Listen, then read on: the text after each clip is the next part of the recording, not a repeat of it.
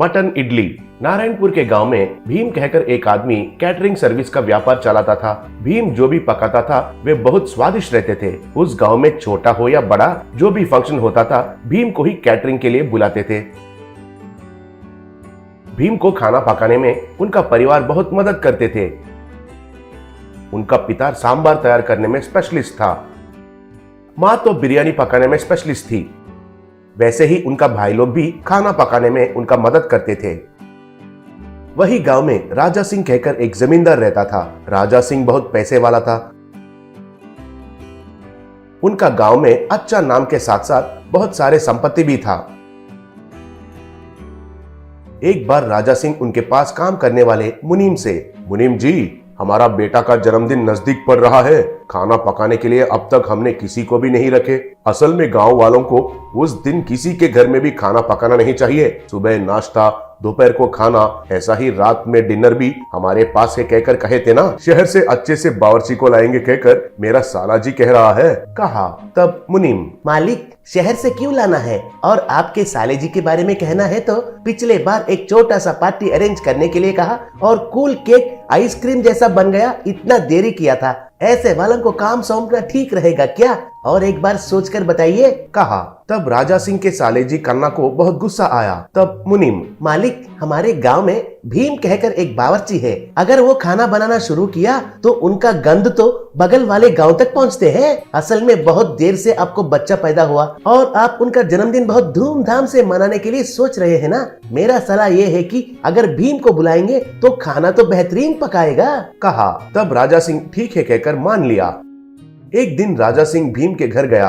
राजा सिंह को उनके घर आते हुए देखकर भीम और उनके परिवार वाले हैरान रह गए। तब भीम, मालिक, आप खुद मेरे घर पर आए हैं और मुझे तो यकीन ही नहीं हो रहा है, कहा। तब राजा सिंह, कुछ नहीं भीमा, तुम्हें पता है ना, मुझे वारिस पैदा हुआ है और मैं उनका जन्मदिन एक त्योहार जैसा मनाना चाहता हूँ। हमारे मुनीम जी से पूछा तो तुमसे बढ़कर अच्छा बावर्ची तो अगल बगल गांव में ही नहीं है, ऐसा कहा। ये फंक्शन मेरे लिए बहुत महत्वपूर्ण है। बहुत दूर से हमारे रिश्तेदार आने वाले हैं। उनके सामने मेरा इज्जत खड़ा होना चाहिए। ऐसा ही गांव वालों को हमारे महानता के बारे में पता चलना चाहिए। इसलिए मैं खुद कैटरिंग ऑर्डर देने के लिए इधर आया हूँ। सुनो, हमारे गाँव वाले सब नॉनवेज पसंद करते हैं, इसलिए सब तरीके के नॉनवेज आइटम्स उस दिन रहना चाहिए।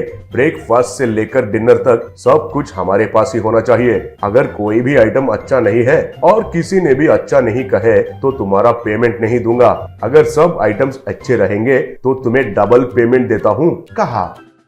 ऐसे ही फंक्शन का दिन आ ही गया। भीमा की पत्नी भीमा के पास आकर, सुनिए जी, इस बार मैं भी कुछ न कुछ पकवान बनाती हूँ, बोली।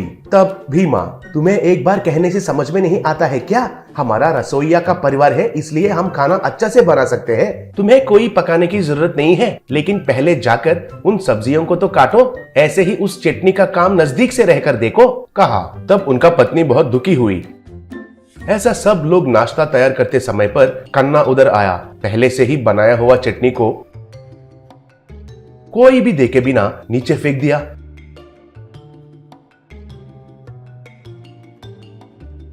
तब कन्ना उनके मन में, अब मेरा साले जी को और मुनीम को बुद्धि मिलेगी। सब लोग तो मैं किसी का काम नहीं हूँ कह रहे थे ना।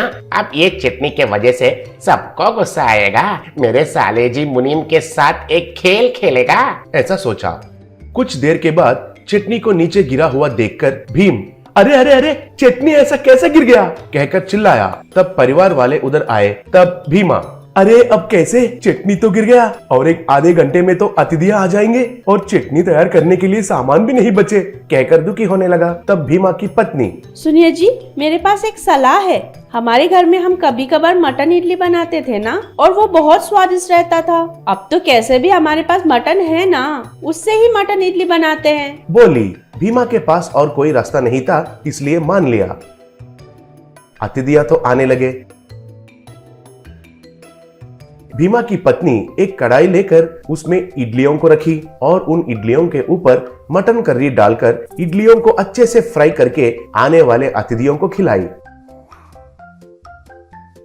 आए अतिथियां उन मटन इडली को बहुत पसंद करने लगे। जमींदार भी आकर उस मटन इडली को खाया। अरे वाह, कितना स्वादिष्ट है, मेरा जिंदगी में अब तक ऐसा इडली कभी भी नहीं खाया। शाबाश शाबाश कहा। ऐसे भीमा के परिवार वाले उस फंक्शन में खाना बेहतरीन बनाए। अगले दिन जमींदार भीमा के परिवार वालों को बुलाकर, भीमा, आपने तो खाना बहुत बेहतरीन बनाया है। मुख्य रूप से वो मटन इडली के बारे में गांव वाले और मेरे रिश्तेदार सब लोग चर्चा कर रहे थे। कहा। तब भीमा, वो मालिक, वो मटन इडली का विचार तो मेरा पत्नी का है जी, कहकर पत्नी के ओर बहुत गर्व से देखा। पत्नी भी बहुत खुश हुई। राजा सिंह भीम को डबल पेमेंट दिया और भीम भी बहुत खुश हुआ। बाद में सीसीटीवी फुटेज में कन्ना चटनी को गिराने के बारे में मुनीम दिखाने से राजा सिंह कन्ना को घर से बाहर निकाल दिया।